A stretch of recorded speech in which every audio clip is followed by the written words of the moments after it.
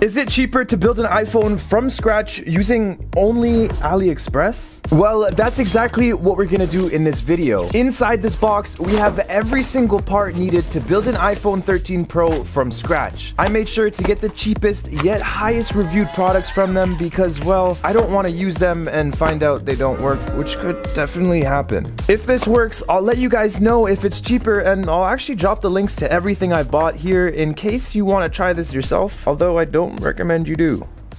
I had my editor open these up and make sure we actually got what we ordered, but I haven't seen them yet, so I'll be just as surprised as you are. We'll clean this up a little bit, move everything aside. So there's actually a lot more to ordering this than I thought there was. You have to order a lot of the small parts individually, and the price was really starting to add up. Let's take a look at what's inside this box. Oh. Looks like that's the actual phone housing. Let's see what's inside. So I ordered this part with the small parts as well because it was the most cost-effective solution. However, sometimes the small parts are very low quality, and you're about to understand what I mean in 1 second. We'll pull this out. Oh. Huh.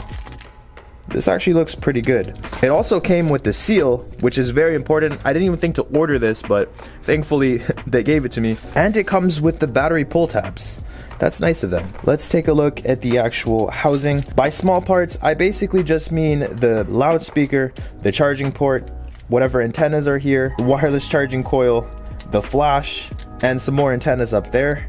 All this stuff, if you were to buy individually, would cost so much more. So buying this as one whole piece is the most cost-effective thing to do, and it's also less work for me. We'll take this out. So when you buy stuff from AliExpress, they always come with weird stamps, and they also come with stickers. But underneath the sticker, oh my god, it's Taptic Engine. This is a trademark of Apple, I believe, so they have to cover it. They also do the same thing on the back. The Apple logo is covered, but it is there. Let's take a look at the next part. We'll put this aside. We have this little guy. Let's see what's inside. Loudspeaker, earpiece, Wi-Fi. Huh? Oh, yeah. So this is just the earpiece speaker. The housing didn't come with it, so I had to buy it on its own. Without this, you wouldn't have the dual audio, and you also wouldn't be able to take phone calls. On to the next one. Let's see what's inside. Ali Sunny. This was such an expensive part. I was really trying to save money, but unfortunately, I just couldn't. It was expensive. There's nothing you could do about it. Most of these on the market are actually Apple original. It's actually kind of hard to find a camera that's fake for iPhones. I don't exactly know why, but if we take a look at this camera, we'll probably find that it's original, and I kind of want to see right now. Well, I kind of want to keep that on because I don't want to get dust and debris in this one. Let's put that back. So to check if this is original, we can actually just kind of lift up the flex cable, and voila, you can see there is an Apple logo there. So that one's original. There's obviously 3 cameras here, so there's going to be more than one flex cable. Let's take a look at the other one, and very hard to see. You can see the reflection of the metal. There's another Apple logo there. So all original parts here. Good job. Still cost me a lot of money though. This is, the most important part of the phone, the motherboard. But it's not just the motherboard, it's also, I honestly forgot to buy the screws, but the motherboard set came with them, so thank God. We also have the bottom piece screws that are pretty important, not gonna lie. And we have another seal. We have trash tools. I hate these. I don't know why they always come with them. They're terrible. Don't use these. They will make you want to smash your head in whatever meme we have available. Now let's take a look at this. You can see this comes with the front camera. Why does this come with the front camera? Well, obviously Face ID. Apple serialized Face ID, so to get that working, you obviously need the corresponding components, which in this case is the front camera. We have the dot projector, the infrared camera. These two come together so that you can still have Face ID, and well, I hope that this is even working. The reviews were pretty good, so hopefully it is. The board actually looks fine. Let's get a closer look here. This was probably the most expensive part of this all. We do have some stickers on here and some writing, so I'm sure some repairs have been made to this board before, unsure of the extent. However, a good sign is that all the protective coatings on the board are still there. So this is a bigger box. Hopefully it's a good one. Oh, it's the OLED display. AliExpress has a variety of displays up for display, but a lot of them don't look that great. So I just went for the cheapest one that I could find that is an actual OLED, not an LCD. Again, crappy tools, nobody needs that. Let's take a look at this display. So a few things we're looking for is how big the chin is, how the display looks, how the chips look on the display, how the flex cable looks. There's a lot when it comes to displays, and it's actually really hard to find a good quality display on the market, especially on AliExpress. Yeah, I don't like what I'm seeing here. So we have a weird chip over here. It says Lattice. I think that is used to grow eyelashes, but we also have OLED on the flex cable. This flex cable appears to be aftermarket. Sometimes they actually take original Apple flex cables and then put them on their displays. The actual display itself seems to be a bit thicker than what I'm used to seeing. Not really a good sign when you're buying a display. You want to avoid displays like this for the most part, but I'm on a budget. We'll know when we actually turn this on, but you can see that, yeah, the bezels look larger than what I think they're supposed to look like. My biggest concern is whether the display works, because the defective rate on these displays is just insane. What is this? This is obviously the battery. We'll take a look. Oh, okay, interesting. Oh, that's actually really nice. So this battery looks exactly like the Apple original battery. Very cool. And it also comes with the forbidden cheese on the back. Hopefully this works.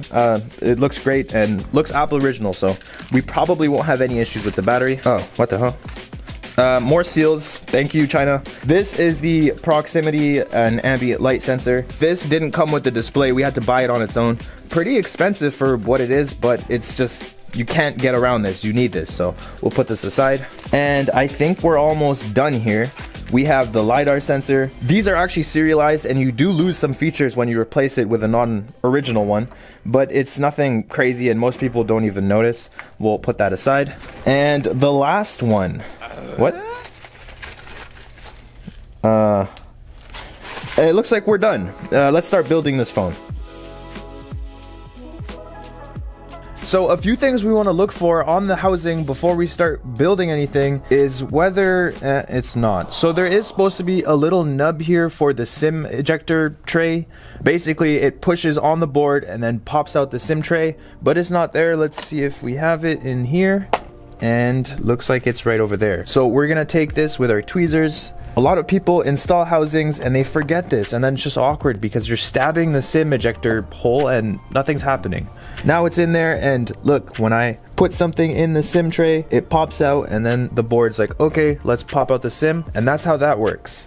Next up, honestly, I'm a little bit worried because I have no screw chart or anything of the sort. So putting the screws in this is going to be we're gonna take the board and we're gonna take the battery. I want to kind of visualize what I need to do first here before I actually do it, so I'm not wasting any time. I think before we do anything, we should probably install the LiDAR sensor because that goes under the camera. So let's do that. We're gonna take our LiDAR and we're gonna place it over here.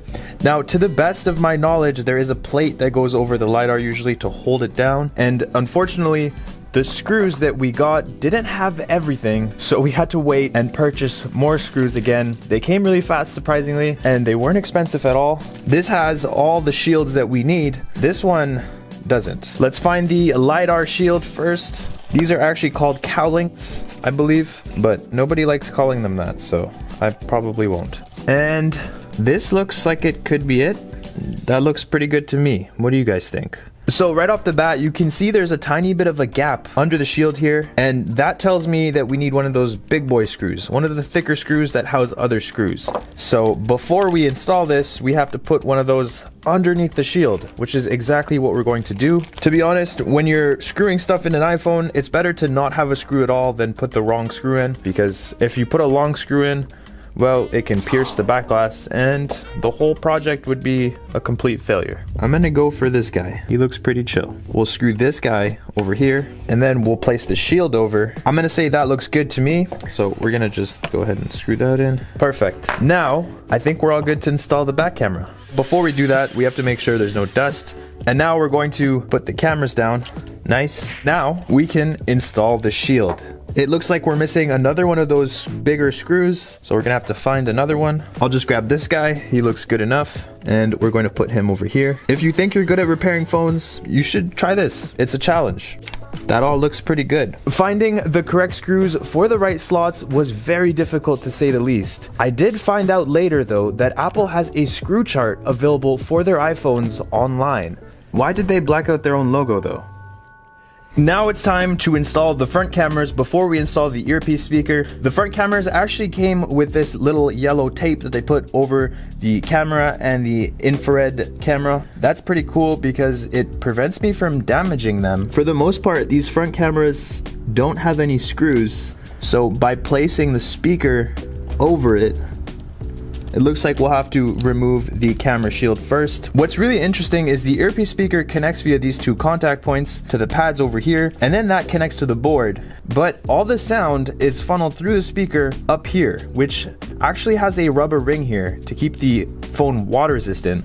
And that rubber ring connects to the housing over here. There's a little cavity, and all the water, if you were to submerge this phone into water, would go in the speaker and wouldn't leave the speaker. We're going to insert the earpiece speaker, and perfect. It looks like it is holding down the front camera, so we have nothing to worry about. We have to find screws for the earpiece speaker. We'll just pick out some ones that we think are appropriate. The iPhone 13 Pro is now looking pretty good, I'm not gonna lie. All that's really left to do is install the motherboard, install the battery, install the screen, and then test everything out, because we still have no idea if this thing even works. And I'm kind of scared to do that, honestly, because there's so many parts that could be faulty or could fail. It's gonna be a surprise for even me. We'll go ahead and install the board now. We can slide this in. It's quite difficult to get this in with this many flex cables. You gotta peel them up. Sometimes I'll install the board and then realize that there's a flex cable under the board, so I have to unscrew it again and then peel up the flex cable and do it again. I think we should be good. Yeah, everything looks okay. So this little gold ring over here, to me, indicates that there is a screw that's supposed to go there that holds down the board. It's kind of like a protective layer. We'll take this screw and we'll test it out.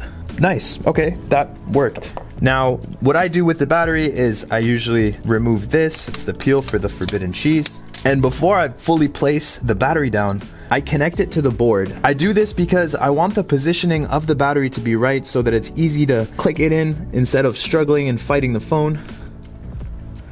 There we go. That looks very clean. Now we're gonna click in all the connectors. There's a lot of them, but this process is really satisfying. We're just gonna go one by one. Sometimes they're misaligned, which makes life incredibly hard. So you can see that we are missing a connector over here, this fat one there, but that's for a 5G connector, I believe. I think that's a region thing, so some regions will have it, some don't. Canada doesn't have these. We'll see if that affects anything later, but as of right now, I don't think it will. If you guys are enjoying the video so far, comment the Apple emoji and let me know, because I need some moral support. This looks really good. It honestly looks OEM almost, without the drawing and the weird stuff. We'll go ahead and install the SIM. Perfect. It's time to work with this very crappy Lattice screen. Here is our proximity sensor. We'll get this out of its plastic. So we're gonna remove this blue tape, and this actually says MK, and there's actually an Apple logo here, which means this is also OEM. I hope. You never really know nowadays. We'll put that down, align everything, and there we go. There's still a plate that's supposed to go over this. We have to find it. I think it's this one, and it is. So now we have to find very small screws because this is extremely fragile. If I get a longer screw and screw this in, well, the OLED is done. We'll grab this one. It's pretty small. I'm not even gonna screw it in all the way because I'm scared. Damn. There we go. Now, the moment of truth. Does this thing boot? Let's find out. We'll plug this in, and we'll plug the display connector in, and we'll plug the battery in. Oh, I'm actually nervous right now. If this works, I'll let you guys know how much this costs in comparison to a refurbished device, And if you're crazy enough to recreate this, well, I'll drop the link to every single part that I bought in this video for you guys to try. I don't think you will, but if you do, I salute you. It's time to test it out. We're gonna first just press and hold the power button. If that doesn't work, I'm not gonna freak out because it'll probably just need the charger. Let's try it out. 3, 2, 1.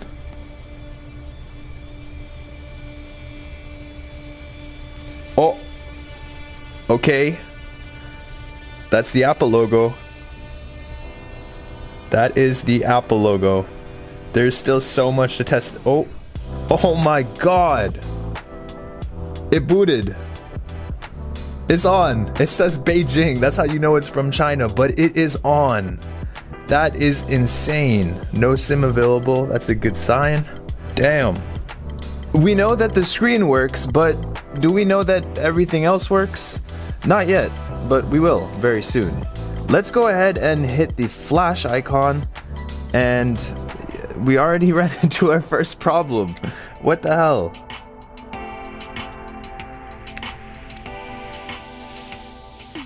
Looks like it was just disconnected. Hopefully nothing else is disconnected. And let's go into the actual phone. So obviously we are going to get some unknown part messages. That doesn't affect anything too much. It is kind of annoying, but nothing to really stress about. The one thing that needs to work is the Face ID, because we paid extra for this motherboard for the Face ID to actually work. So this display is actually not bad at all. I thought it would be terrible based on the build quality. It is still a little thicker than what I'd like it to be, but it looks like a pretty good quality display, I'm not gonna lie. We'll go ahead into the camera app and check that out. So we have the wide angle, we have the main camera, and we have the 3x camera. That all seems to be working. The front camera seems to be working as well. We're a little bit green right now, but hello. And let's check out those videos and see if the audio is working. The front camera seems to be working as well. We're a little bit green right now, but... Now I definitely want to test Face ID, but to do that, we're gonna have to open this up, remove these yellow stickers, and slightly click in the screen. We'll head to Settings, Face ID, and let's see if this works. It does seem like it's working, and it actually works. AliExpress, thank you. There are a few caveats with this build, but I mean, everything works, so as I promised, let's talk about the pricing. What you gonna do, Jerry? Show me the money! The most expensive part of this AliExpress phone is obviously going to be the motherboard and the front camera. Those came in at $220 Canadian, and I'm still surprised that they even work. The next thing that costs the most is gonna be the front screen. The front screen was $115 Canadian. It's good, but it's not as good as the original. Still, it's definitely better than what I thought it would be. Next up, we have the housing with the little parts. This was $88 Canadian for the actual frame and the charging port and everything else. The only thing that I'm really noticing with this is that the vibration on it is not as strong as the original. It feels very weak and honestly sounds kind of weird. The back camera was $76 and, well, it's Apple original, so that seems pretty fair to me. I made sure to apply as many coupons as I could to bring down the overall price, and well, this AliExpress phone that I built from scratch cost me $502 Canadian. Oh, we forgot the screws. The screws were an additional $5, so it cost me $507. That's absolutely insane considering the average refurbished iPhone 13 Pro costs around $700 Canadian. Although doing this is incredibly risky and I can't say I recommend it, but if you want to try it, well, the risk is yours to take. Anyway guys, thank you so much for watching. I hope you enjoyed this one. I'll see you in the next one. Peace.